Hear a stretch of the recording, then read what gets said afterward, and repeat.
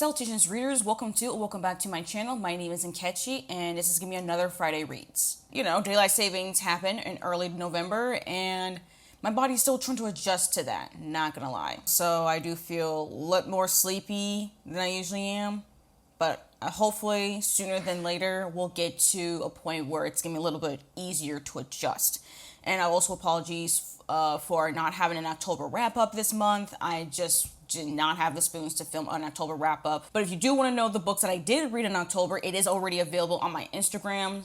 And there's already reviews of those books as well on my Instagram. So if you want to know my actual thoughts monthly, you can follow me on Instagram if you have not already. Anyways, I also have been pre-ordering a couple of books. I finally have a book though I've pre-ordered. Actually, I think I pre-ordered the book months ago. Finally came in, and it is Eternal Ruin by Tigist Gurma. This is a sequel to Immortal Dark, and I'm actually really glad that it came in and looking nice and beautiful.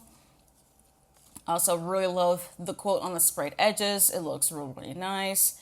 The sprayed edges actually just look really, really good in general. So yeah, very much looking good. I think people have really enjoyed the sequel. I haven't actually looked at any reviews for this sequel yet. I'm assuming anyone who has read the first book and loved it has read and loved this sequel. I don't know yet. I'm still waiting for the audiobook for my library because I really love the audiobook of Immortal Dark. So I'm going to wait for the audiobook of Eternal Ruin before I start to crack this one open. Now, I do also have one more book on pre-order that will not come until this upcoming Tuesday by the time y'all are watching this. I did pre-order Wheel of Wrath by A.A. Vora. Is the sequel to Spin of Fate. So I'm just waiting for that book to also come in. So that's it. I think those are my initial thoughts right now for November. Now let's get into the books I DNF'd. I think from the last time I did a Friday read, sometime in the middle of October or something, or even just the end of October, I only DNF'd like one more book, and that is Girl Dinner by Olivia Blake. I unfortunately was not a fan of this one. I DNF'd it at around 50%. This is an adult contemporary horror by Olivia Blake. This is her most recent release that came out in October. I got an advanced listening copy thanks to Macmillan Audio. Again, it just didn't work for me. So this is supposed to be like a satirical novel following in a professor at this like university who's also like a spousal hire because of her husband. So she's known as like a spousal hire. A spousal hire, and she recently became a mother as well, so she's dealing with motherhood and just dealing with like basically being a woman with misogyny and sexism and workplace and stuff. But then she was asked to be like this kind of like advisor or something for this sorority, and then we also get perspective of this college sophomore who wants to join the sorority, and both of them don't really know that there's something sinister going on with the sorority. Now, the only thing I knew about was something that was sinister about the sorority was that there's going to be some cannibalism. Now, I don't know how we get there or why or whatever, but I was waiting for the part regarding the cannibalism. But a lot of the book so far was just commentary on privileged women and just women in power. And I'm kind of like, okay, sure, you know, nice commentary and all, but I kind of don't really care. I didn't care, especially regarding a lot of the talk regarding motherhood. I understand why it's in there. I mean, it also relates to Olivia Blake becoming a mother and stuff like that, so I get that. And also trying to deal with the guilt of like going back to work, but also dealing with your child, and especially when you have a partner that doesn't really help them much in watching their own child. So, you know, frustrating. But personally, I just really did not care for this novel. I didn't even find it to be funny. Since it is a satire, I thought like, okay, since technically it is satire, most satires are supposed to be humorous, you know, supposed to be poking fun at what you're critiquing. And I just didn't find it funny. I'm sorry, I didn't care for it. And I have been finding that the more I read Olivia Blake's works, the less and less it really works for me, unfortunately. So I just genuinely do not actually care for the sense of humor. The commentary is just fine, but I was just so bored. I didn't care much about the characters and the commentary, which I know it sounds kind of bad, but like that's really how I felt. So all in all, this was just not for me, and I've been saying that a lot regarding Olivia Blake's works. So at this point, I feel as though Olivia Blake and I are not compatible, unfortunately. I don't think I will be reading more from Olivia Blake in the future, like at all. But anyways, let's just move on from that. And I want to talk about a book that I started reading called One of the Boys by Victoria Zeller. Now, this is a young adult queer contemporary novel about a trans girl who transitions during high school. Before she transitioned, She was a kicker for her high school football team, American football for anyone who's international. A game didn't go well, and then she transitioned, and she didn't feel comfortable playing in the team, so she quit the team while she was transitioning. Still in the process of, her transition. The high school football team wants her back on the team as their kicker because she is the best person for being a kicker and football team, which, by the way, I am indeed a fan of American football, especially like just watching like the NFL and stuff. So I was really here for it, since for the sport itself, but also for the fact that it does feature a trans girl, and it also features like a trans athlete as well. And I wanted to read that for those kind of like discussions and commentary. And I'm about 38% of the way through, so over a third. And this is pretty good. I am listening to it via audio. The audiobook is solid. I don't think it's great, but it's not terrible either. It's just very, very solid. And I've just really liked just following Grace Woodhouse, that's her name, and just like her feelings regarding her identity as being trans, the dysphoria that she's experienced, but her process to how she discovered that she is trans, but then also these emotions that she wants to be playing American football, but the fact that what this sport demands from her and how she's supposed to be because of how masculine the sport is, because it really is very much masculine, how she feels uncomfortable and how it makes her teammates uncomfortable. But some of her teammates still defend her. They'll still support her and defend her, make sure no one's out for trouble against her or anything like that. So I really appreciate that as well. I just really like, and there is talk regarding American football and how it works. To me, I'm kind of like, I already know how it works, but I know not everyone knows how American football works. Because let's be honest, if you watch American football, you know there's a whole lot of damn rules. There's a lot of positions that players play that you don't even know how they really work, and how you get certain penalties. It's a lot, truly a lot. Now, although I'm not really familiar of American football in the high school level, I'm just familiar in the pro level, like the NFL. And maybe even a little bit of college. But high school, I didn't really know certain things, but also I do feel like a little bit of the rules here. There's just a little bit of the rules in this book that I feel is a little bit outdated. But then again, that's because the NFL keeps changing their rules and stuff. But also, I don't know if those rules apply even in the high school level. So what do I really know, right? But anyways, though, I just have to say that this is really, really good. So if you're here for following a trans girl main character, trans athlete as well, I think that's really, really cool. And yeah, so far this is a pretty solid book. I still need to keep reading though to see where it goes plot-wise. So that's one book I started. Now I have continued reading on my Kobo here, Savage Blooms by S.T. Gibson. So I'm still reading, I think I'm about a third of the way through. This is a gothic, erotic fantasy romance. And it's the first book in a trilogy. The Unearthly Delights, I think, and we do follow Adam and Nicola who go to like the Scottish Highlands because Adam's grandfather was talking about this manor called Cragmire or something. That there's something magical going on, and there's something like some sort of fairy magic and stuff. And the person who is the head of that manor, Eileen, is there. We have Finley, who's the groundskeeper as well. And yeah, there's a lot of regarding desired gothic ambiance. There's a lot of that. And I'm a third of the way through. I haven't gotten to the point in the story where there's a lot of like graphic sexual content and the kink stuff. I haven't gotten to that point yet. Although I do think it's coming up pretty soon. Now, as far as the characters, because this is a way more of a character-driven narrative than a plot-driven narrative. And I do find the characters to be at least interesting. Eileen is definitely interesting and mysterious for sure because she is the head of this household manor thing with all the magic and the connection to fairyland and stuff. So there's that. And then we have Adam with his drive to know about why his grandfather, who recently deceased, why he was talking about this place, this magical place. And like, I don't know. I think that's really the only two that's really the most interesting to me. Nicola is a fine two-dimensional character. I don't think she's really fully formed. Maybe she becomes fully formed in the sequels or something. But in this first book so far, she's not as well developed, I think, or even as interesting as Eileen and Adam. And same thing with Finley, too. I just think that both Nicola and Finley just read as just characters that want to complement Adam and Eileen. Eileen with Finley, and then Nicola with Adam. So, yeah, that's kind of all I have. And it's weird, too, because this book is actually in multiple perspectives. We do get Adam's perspective, Nicola's perspective, Eileen. I think we get Finley as well. I just haven't gotten to the point we read. And oh, no, I did read a chapter, actually, in Finley's perspective. So, yeah, we get perspective chapters of all four of them.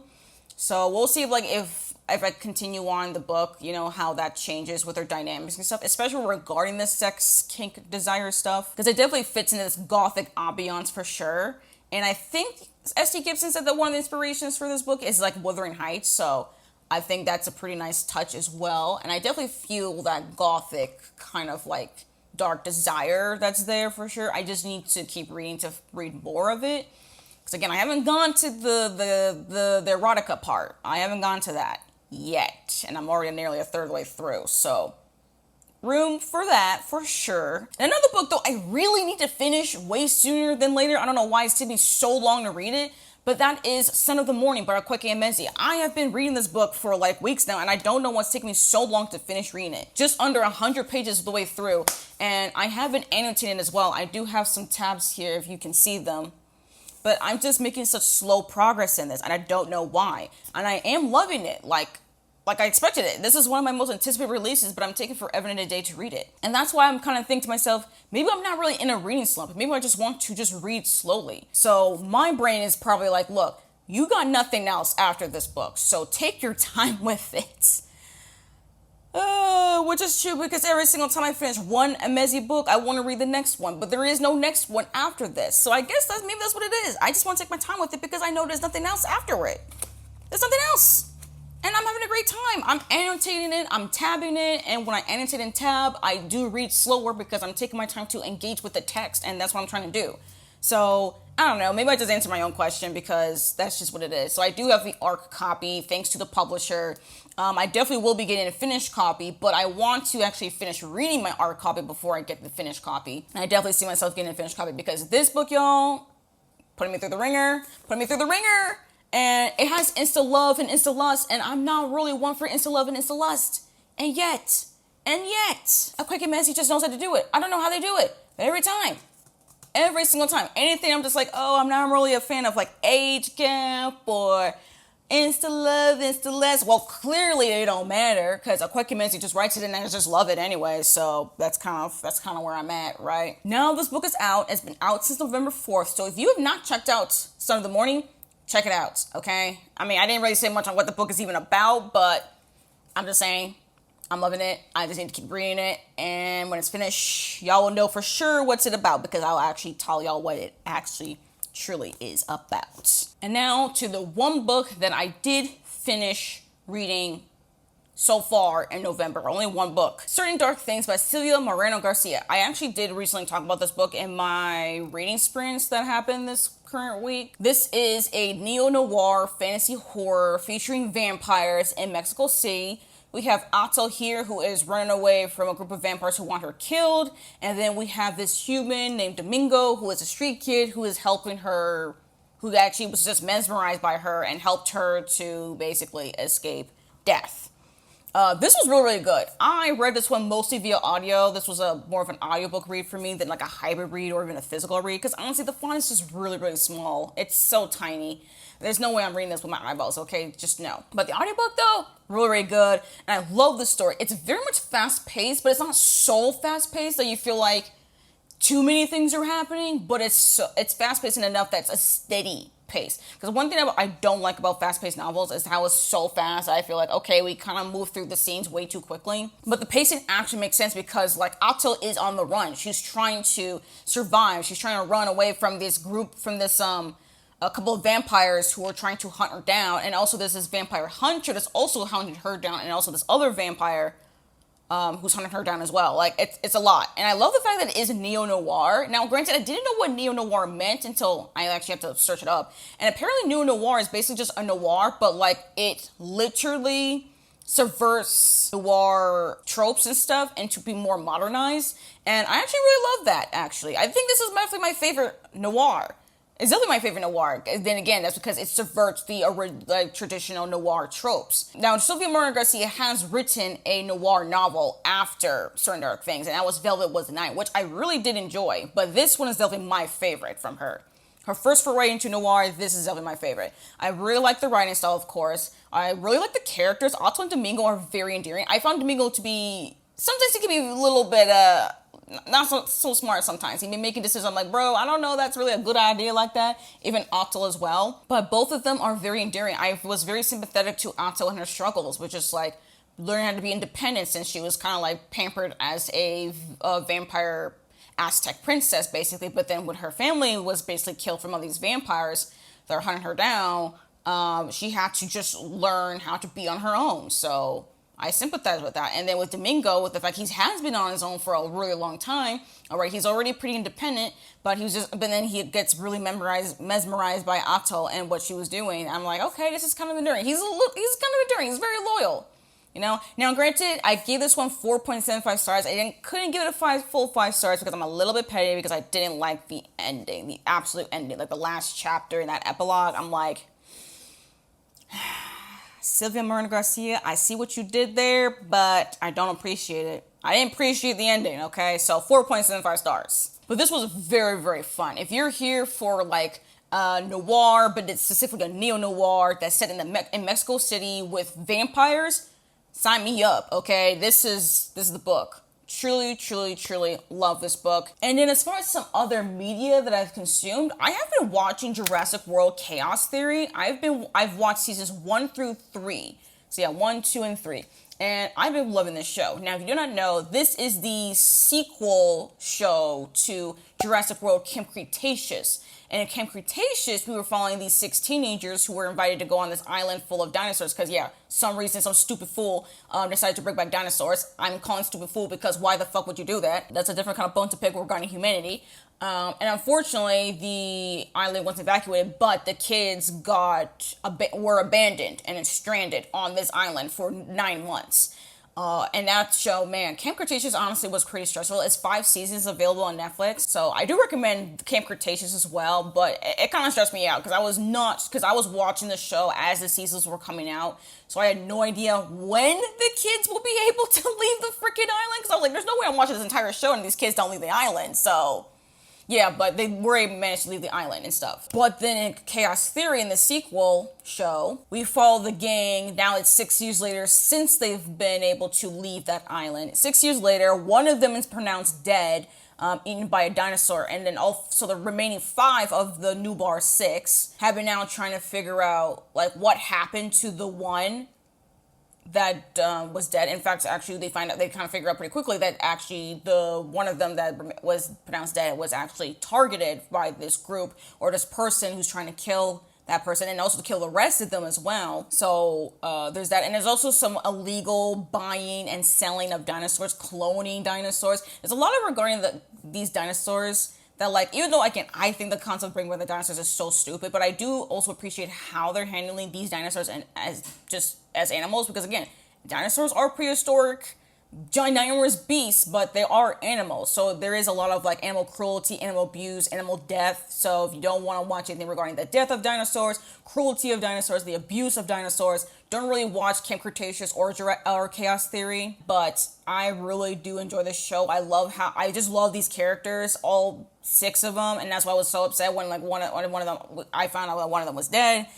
We do learn more stuff regarding the one member who is dead. I won't say who that person is in case you want to know, in case you want to watch Camp Cretaceous and Chaos Theory. In fact, you don't even need to watch Camp Cretaceous to watch Chaos Theory. I don't think that's quite necessary. But if you want to be emotionally attached to these characters, I highly recommend watching Camp Cretaceous first and then Chaos Theory. It's not going to take you very long. These episodes are not that long, like, at all. They're under, like, 25 minutes each, including Camp Cretaceous. Camp Cretaceous does have 50 episodes, 5 seasons, so it's like 10 episodes per season. Chaos Theory also has 10 episodes as well per season, and there will be 4 seasons. Yes, Chaos Theory is not finished yet. I've only watched the first 3 seasons. Actually, as of I'm recording, today's Thursday, so next Thursday, the 4th and final season will be out, and I'm really looking forward to that. I'm so excited for that one. I definitely have a lot of thoughts regarding Chaos Theory. It's just that a lot of it's so spoilery. I just have so many spoilery thoughts on it. But just know that I am so here for the show. I love the nuance. I feel like there's more nuance in Chaos Theory than Camp Cretaceous because these characters are older. They've been through a lot. They know more about dinosaurs than they did before. The relationships have also changed. There's and they argue more because they have different opinions on how to go about certain decisions. So I just like the fact there's a lot more nuance and more decision making here with the group. Sometimes they just differ in opinion, and that's fine. I know this show is meant for like an older children audience, but like I do think it's a show that like teenagers and young adults, or just any kind of adult anyways, regardless of your age, can really enjoy, because it doesn't talk down to your audience, which I appreciate, because some children's shows really do talk down to their audience and I get really mad about it. And I just really like it. I just like the fact that we talk about dinosaurs, how we handle dinosaurs, these kids, their decision making, their relationships to each other, their loyalty to each other as well. I do have a personal issue though with certain particular relationship that got split up. I can't really say much about it again because that's really spoilery. But this is just a show that I really enjoyed, and I'm looking forward to that final season, because there's gonna be a lot of emotions that are gonna be that needs to be addressed. Certain things, certain betrayals of trust, certain hurt feelings need to be put out in the open to discuss. So that's definitely going to be something that's going to be gone through. There's certain also trauma things as well, because these characters have experienced so much trauma in Camp Cretaceous, but also even within Chaos Theory. There's a lot of things traumatically that have happened to these characters, and a lot of it's going to be talking about that trauma as well. So I don't know, it's a pretty dark show, but like I still think it's appropriate for like an older children audience, like 10 plus. It's a really good show, and I'm really excited for the 4th and final season. I think that's all my thoughts on my other media. So in conclusion, November is definitely a slower reading month, and I don't think this is just a slump. I think this is just myself just prioritizing reading a little bit less. I'm just reading less, and I think that's just fine. I'm just embracing it at what it is.